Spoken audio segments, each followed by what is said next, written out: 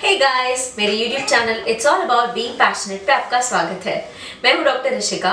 और आपने कई बार एक चीज़ देखी होगी कि किसी पेशेंट या किसी भी इंसान के पेट में बहुत ज़ोर से दर्द हुआ और उसे वो जब डॉक्टर के पास जाता है तो वहाँ उसे कह दिया जाता है कि आपको सर्जरी करनी पड़ेगी, आपको अपेंडिक्स है। तो ये बहुत ही कॉमन है। तो चलिए आज हम A to Z जानते हैं अपेंडिक्स के बारे में। तो चलिए मिलते हैं डॉक्टर फाल्गुनी वर्मा से। ये मुंबई के गोरेगांव रीजन में पिछले 19 इयर्स से प्रैक्टिस कर रहे हैं। ये एक consulting laparoscopic and general surgeon है। Hello doctor. डॉक्टर, सबसे पहले आप हमें ये बताइए कि अपेंडिक्स क्या है। अपेंडिक्स हमारे शरीर में पेट के अंदर के भाग में एक छोटा सा स्ट्रक्चर है जो बड़ी आंत और छोटी आंत जहाँ मिलती है वहाँ पे एक छोटा सा ट्यूबुलर स्ट्रक्चर होता है। पहले ऐसे माना जाता था कि इसका कोई यूज़ नहीं है अपना शरीर में अभी, लेकिन अभी साइंटिफिक तरीके से प्रूव हो गया है कि इसके अंदर जो बैक्टीरिया रहते हैं वो अच्छे बैक्टीरिया होते हैं, तो हमें डाइजेशन में वगैरह हेल्प करते हैं। प्लस छोटे बच्चों में वहाँ पे लिम्फ टिश्यू रहता है, वो इम्यूनिटी बूस्ट करने में, इम्यूनिटी बढ़ाने में मदद करते हैं। और इसके साथ ये भी इतना ही सही है कि अगर अपेंडिक्स को हम निकाल देंगे तो उसके कोई ख़राब इफेक्ट हमारे शरीर पे नहीं होते। डॉक्टर, एक और कॉमन टर्म है अपेंडिसाइटिस, क्या आप ये समझा सकते हैं? अपेंडिसाइटिस मतलब अपेंडिक्स में सूजन आ जाना और उसमें सूजन और इन्फेक्शन बढ़ जाना। ये अपेंडिसाइटिस की सबसे कॉमन रीज़न है कि अपेंडिक्स का जो ओपनिंग रहता है इंटेस्टाइन के अंदर में वो ब्लॉक हो जाता है। उसको उसकी वजह हो सकती है कोई अनडाइजेस्टेड फूड पार्टिकल जैसे सीड्स वगैरह, या तो जो बच्चों में स्पेसिफिकली जो लिम्फ नोड्स रहते हैं वो बढ़ जाएंगे, तो उसकी वजह से उसका वो ल्यूमेन मतलब जो ओपनिंग होती है वो ब्लॉक हो जाता है। उसके वो ब्लॉक होने की वजह से जो बैक्टीरिया रहते हैं अपेंडिक्स के अंदर वो बढ़ जाते हैं और वहाँ पे धीरे धीरे सूजन आना शुरू हो जाती है। इससे ये रीज़न है। कुछ और वजह भी कभी कभी हो सकती है, जैसे कोई ट्यूमर हो सकता है, कभी कभार रेयरली अपेंडिक्स में ट्यूबरकुलोसिस भी हो सकता है, और कैंसर और भी एक वजह हो सकती है अपेंडिसाइटिस की। अपेंडिसाइटिस किन लोगों में होता है? अपेंडिसाइटिस एक कॉमन प्रॉब्लम है। एक जनरली 6-7 में से एक लोग को अपेंडिसाइटिस होता है। अपेंडिसाइटिस सबसे कॉमन 10 साल से 30 साल की उम्र में रहता है, लेकिन ये कोई भी उम्र में हो सकता है। फीमेल पेशेंट्स में मतलब स्त्रियों में ज़्यादा कॉमन है। जनरली 2 साल, अभी तक 2 साल से कम बच्चे में अभी तक अपेंडिसाइटिस देखा नहीं गया है। बाकी अपेंडिक्स सारी एज ग्रुप में हो सकता है। ओके डॉक्टर, क्या आप हमें इसके लक्षण बता सकते हैं कि सिम्टम्स क्या हैं इसके? अपेंडिसाइटिस के जो लक्षण हैं वो बहुत वेरिड हो सकते हैं। सबसे पर वो जो सबसे कॉमन है वो है कि पेशेंट को अचानक पेट में दर्द शुरू हो जाता है, जो पहले नाभि के आजू बाजू रहता है, फिर धीरे धीरे वो पेन और बढ़ने लगता है, और साथ में अपने जो पेट के राइट साइड के नीचे के भाग में वो ज़्यादा दर्द शुरू हो जाता है। इसके साथ साथ में पेशेंट को बुखार होता है, कभी कभी बहुत ही ज़्यादा तेज़ बुखार आ सकता है पेशेंट को। इसकी वजह से पेशेंट को वॉमिटिंग होने जैसा लगता है या उल्टियाँ होनी शुरू हो जाती है। किसी पेशेंट में रेयरली बहुत कभी डायरिया हो जाता है, या most of the time patient को मोशन नहीं होता है। तो इसके सिम्टम्स टोटली वेरिड हैं। हाँ, ओके। तो डॉक्टर, आप इसकी जांच कैसे करते हैं, यानी इसका डायग्नोसिस कैसे होता है? जैसे भी पेशेंट के जो क्लिनिकल मतलब जैसे पेशेंट के लक्षण हम देखते हैं कि भाई उसको पेन है, वॉमिटिंग हो रहा है, बुखार भी आ रहा है, तो हम एक प्रोविजन डायग्नोसिस पेशेंट का करते हैं कि ये पेशेंट को अपेंडिसाइटिस का प्रॉब्लम हो सकता है। पर अपेंडिसाइटिस का कितना सिवियरिटी है वो देखने के लिए, और दूसरे भी कुछ वजह है जिस वजह से वो जगह में पेशेंट को दर्द हो सकता है, तो ये सब चीज़ें करने के लिए हमको कुछ डायग्नोसिस करना पड़ता है। जैसे हम पेशेंट का पेट डॉक्टर तपास के देखता है, उसमें उनको राइट साइड में पेशेंट को पेट में दबाने की वजह से बहुत ज़्यादा पेट दर्द होता है। दूसरा खून की जांच होती है, यूरिन की जांच होती है। खून की जांच में हम देखते हैं कि पेशेंट का जो वाइट सेल्स या WBC बोलते हैं उसका काउंट्स बड़ा है कि नहीं, वो देखते हैं। ये तो बेसिक जांच हो गई। इसके बाद में पेशेंट को एक अल्ट्रासोनोग्राफी और अगर ज़रूरत रहेगा तो CT स्कैन भी करना पड़ सकता है। अब ये अल्ट्रासोनोग्राफी और CT स्कैन करने का वजह ये है कि जो अपेंडिसाइटिस जैसे ही लक्षण बाकी भी बहुत सारी बीमारियों के हैं, जैसे कि पेशेंट को अगर एक किडनी में स्टोन है जो नीचे मूव हो रहा है, तो पेशेंट को एक यूरेट्रिक कोलिक करके बीमारी होती है, उससे में सिमिलर वैसे ही बहुत सीवियर पेन होता है। फिर सिर्फ अपना लार्ज इंटेस्टाइन में इन्फेक्शन हो जाएगा, कोलाइटिस, उसमें भी यही टाइप के सिम्टम्स आ सकते हैं पेशेंट को। कभी कभी क्रोन्स डिसीज के भी सेम सिम्टम्स रहते हैं।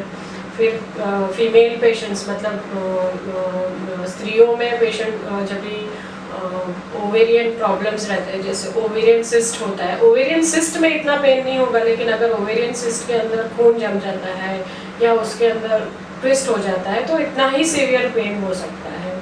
फिर किसी स्त्रियों में अगर एक्टोपिक प्रेगनेंसी रहेगा, जो फूट रहा है, तो उसमें भी सेम पेशेंट को पेन होगा।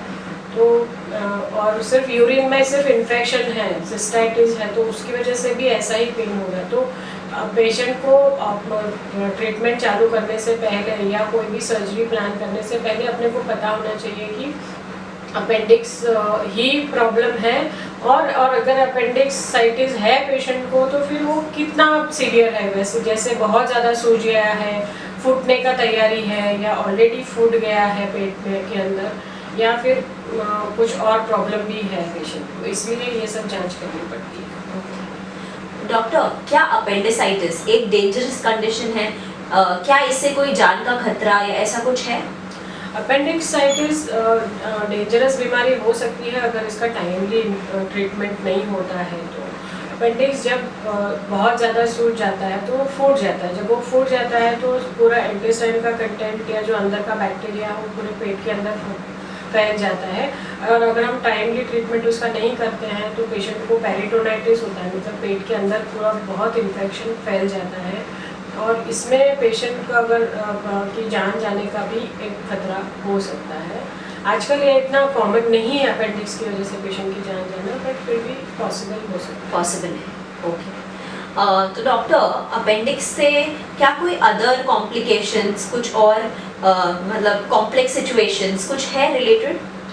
अपेंडिक्स के कॉम्प्लिकेशंस में जैसे मैंने पहले सवाल में आपको बताया, वैसे एक तो उसका फूट जाना, वो एक सबसे बड़ा कॉम्प्लिकेशन है।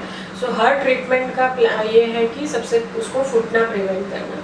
किसी पेशेंट में अपेंडिक्स फूटता नहीं है, लेकिन क्या होता है कि अपेंडिक्स में सूजन है, इसलिए बाकी के सब चीज़ आके वहाँ पे चिपक जाते हैं, जैसे आजू बाजू के इंटेस्टाइन है, फिर अंदर की चर्बी है, ये सब चीज़ें आके चिपक जाती है। तो ऐसे में उसे हम अपेंडिकुलर लंप बोलते हैं। जब अपेंडिकुलर लंप बोलते हैं तो उसका सर्जरी बहुत डिफ़िकल्ट रहता है। ये कॉम्प्लिकेशंस तो नहीं बोल सकते हैं, but it is can be one, एक नेचुरल प्रोग्रेशन जैसा बोल सकते हैं अपेंडिक्स का। और तीसरा जो है वो अपेंडिक्स में एब्सेस बन जाता है, मतलब वहाँ पे पस बन जाता है। वो पूरा पस पूरा पेट में नहीं फैलता है, लेकिन वही एरिया में राइट साइड जो हमारे लोअर पार्ट में पूरा लोकलाइज हो जाता है, लेकिन वो पस हो जाता है। कभी कभी अपेंडिक्स में कुछ प्रकार के कैंसर भी होते हैं, तो वो भी हमको ध्यान में रखना रहता है ट्रीटमेंट के टाइम। तो डॉक्टर, इसके ट्रीटमेंट ऑप्शंस क्या हैं? ट्रीटमेंट ऑप्शंस में ऐसा है कि पेशेंट की क्या कंडीशन है उसके ऊपर जनरली डॉक्टर डिसाइड करते हैं कि पेशेंट को ट्रीटमेंट। जैसे भी पेशेंट ऐसा है कि जिसको बहुत कम पेन हो रहा है, ज़्यादा पेन नहीं हो रहा है, ज़्यादा वॉमिटिंग नहीं है, उसके खून में ज़्यादा प्रॉब्लम नहीं है, और सोनोग्राफी में बता रहा है कि फूटने की तैयारी या ऐसा कुछ नहीं है, तो इनिशियली पेशेंट को एंटीबायोटिक देकर हम कोशिश करते हैं कि पेशेंट को पेन वगैरह रिड्यूस करने की। लेकिन जो सबसे कॉमन ट्रीटमेंट, जो सबसे इम्पॉर्टेंट ट्रीटमेंट है, वो सर्जरी है अभी अपेंडिक्स का सर्जरी आजकल में तो दूरबीन से मतलब लैप्रोस्कोपी से ही होता है। तो सर्जरी में अपेंडिक्स निकाल दिया जाता है। ये इसलिए है कि इसको हम दोनों चीज़ जो दोनों उसकी कॉम्प्लिकेशन है, एक जो फूट जाता है वो प्रिवेंट करने के लिए, या तो जो लंप बन जाता है, दोनों चीज़ प्रिवेंट करने के लिए उसका सर्जरी होता है। कभी कभार लैप्रोस्कोपिक सर्जरी पॉसिबल नहीं रहता है कि कोई बहुत ज़्यादा वो स्टफ एक दूसरे को चिपका हुआ रहता है, या तो प्रेग्नेंट पेशेंट में वगैरह हम वो ओपन सर्जरी करना पड़ सकता है। ओके, तो यानी कि इसका सिर्फ सर्जरी ही एकमात्र इलाज है। अपेंडिसाइटिस जब होता है पेशेंट को, तो माइल्ड फॉर्म में रहता है तो हम एंटीबायोटिक देकर पेशेंट को टाल सकते हैं, लेकिन जब ये माइल्ड फॉर्म में होता है तो ये फिर से वापस होने का चांसेस रहता है, मतलब वो 1.5-2 महीने के बाद में या कभी कभार वो हो जाता है। तो वो एक रीज़न है जब भी हम पेशेंट को मतलब कोशिश कर सकते हैं कि मेडिसिन से वो ठीक हो जाए। और दूसरे टाइम जब हम सर्जरी अवॉइड करते हैं वो है जब लंप बन जाता है। जब पेशेंट को सर्जरी में अपेंडिकुलर लंप बन जाता है तो सर्जरी तभी के तभी नहीं प्लान की जाती, तभी पेशेंट को मेडिसिन से ठीक करने के बाद में आफ्टर से अराउंड 6-7 हफ्ते के बाद में वो अपेंडिक्स का सर्जरी करते हैं कि जब सब कुछ नॉर्मल हो गया रहता है अंदर, तो सर्जरी करना ईजी हो जाता है। और रीज़न सर्जरी करना ये है, जब पेशेंट आप ऐसा सोचेंगे कि अभी पेशेंट का तो पेन ठीक हो गया है तो हम वापस क्यों सर्जरी कर रहे हैं, क्योंकि जो एक बार जिसमें अपेंडिक्स में इन्फेक्शन हो गया तो वो बार बार होने की शक्यता रहती है। तो मतलब इसमें रिकरेंस भी एक फैक्टर है।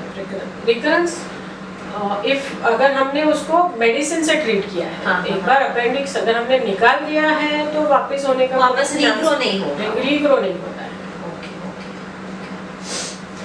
तो फ्रेंड्स, आई होप आपको अपेंडिक्स के बारे में सारी चीज़ें समझ में आ गई हो। अगर आपके मन में फिर भी कोई डाउट्स है तो बिना झिझक आप नीचे दिए हुए कमेंट सेक्शन में हमें पूछ सकते हैं। तो गाइस, ज़्यादा से ज़्यादा लोगों में इस वीडियो को शेयर कीजिए, लोगों में अवेयरनेस बढ़ाइए। मिलते हैं एक नए वीडियो में, तब तक के लिए बाय बाय।